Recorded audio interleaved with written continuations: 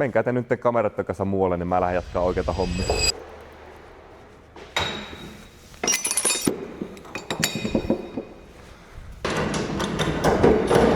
No niin, eli me ollaan nyt saatu tää nostoketju tähän pöydälle vedettyä ja lähdetään katsomaan mitä mä sieltä tuun tarkastamansa tarkastuksien yhteydessä. Eli me lähdetään tästä nostorenkaasta, katsotaan, että se ei ole muodonmuutoksia siinä, ei ole mitään, ja sitten näiden liikkuvat osat katsotaan läpi, että ne liikkuu niin kuin niiden kuuluukin liikkua, että niin se ei ole mitään. Sitten mennään tää ketju silmämääräisesti aluksi läpi. Seuraavaksi siirrytään tähän koukkuun. Me käydään tää niin kuin liikkuvat osat läpi ja ei ole mitään suurempia muodonmuutoksia ja kaikki toimii.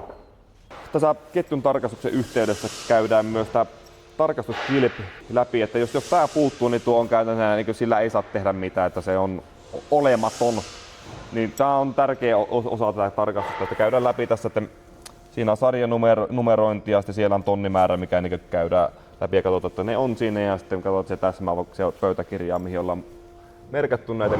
Mutta tämmöistähän tämä meidän homma täällä on, että ei hirveätä rakettitiedettä ole, mutta sitäkin tärkeämpää, kun teoriassa aika isot onnettomuusmahdollisuudet, jos ei kamoista pidetä kunnolla huolta. Ja niitä esimerkkejä löytyy.